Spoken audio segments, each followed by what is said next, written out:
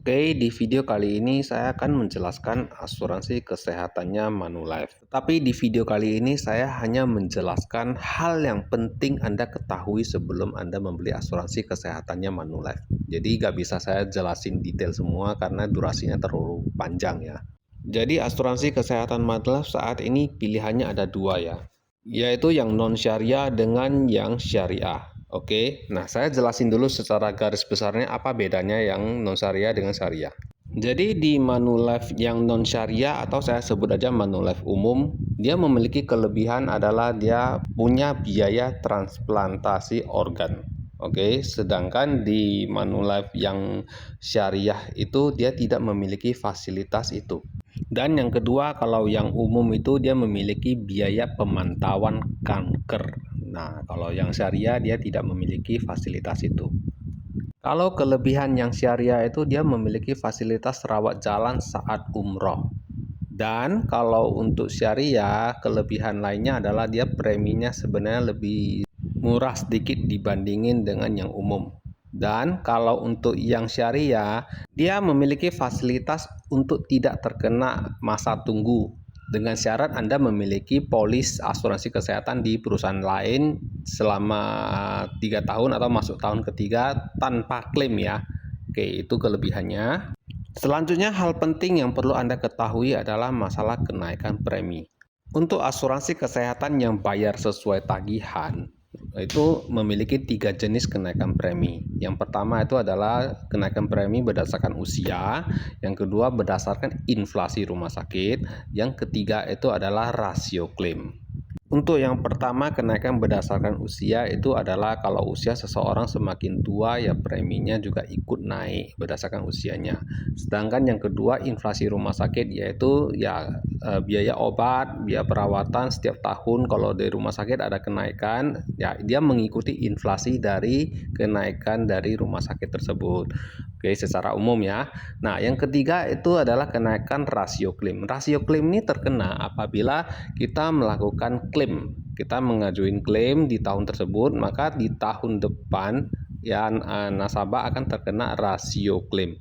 Nah, rasio klaim ini berbeda-beda ya, semakin besar jumlah klaim yang kita ajuin, nah di tahun depan bisa jadi rasio klaimnya bisa tinggi. Jadi hati-hati.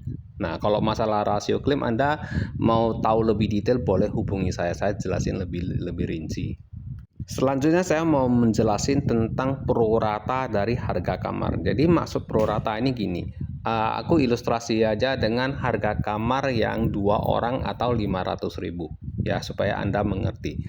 Jadi prorata ini terkena apabila Anda melebihi dari syarat kamarnya. Contoh, jadi misalnya kamarnya kan 2 orang ya dan atau 500.000. Sedangkan Anda masuk rumah sakit ternyata kamar satu orangnya itu harganya 500.000. Nah, saat Anda masuk ke kamar yang 500.000 satu orang, Anda tidak terkena prorata. Dia tetap Manulife bayar full 100%. Oke. Nah, ini yang terjadi apabila kamarnya itu tidak sesuai. Misalnya Anda masuk kamar satu orang, tapi harga kamarnya katakanlah 800.000. Nah, jadi Anda terkena prorata. Prorata cara hitungnya simpel. Dia harga kamar per ya, harga kamar yang kita masuk ya dikalikan tagihan. Nah, itulah yang dia bayar.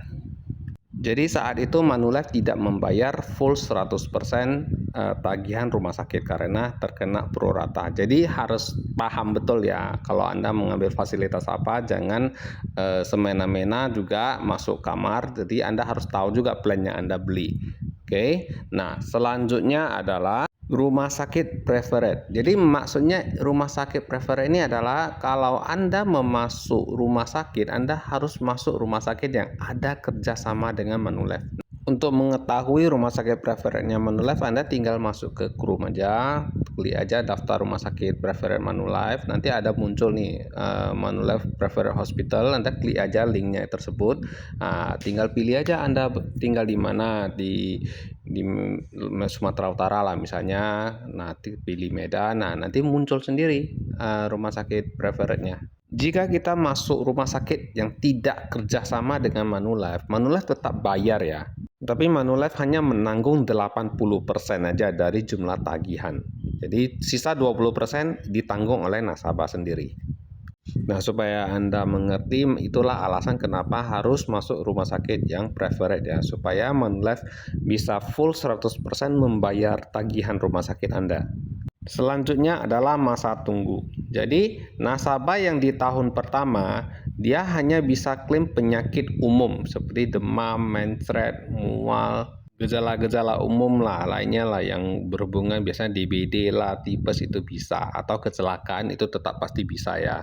Nah, tapi di tahun pertama kita belum bisa memakai cashless ya, atau kita tidak bisa menggunakan fasilitas kartu. Harus pakai reimburse artinya kita membayar dulu baru kita mengajuin klaim kemudian di perusahaan.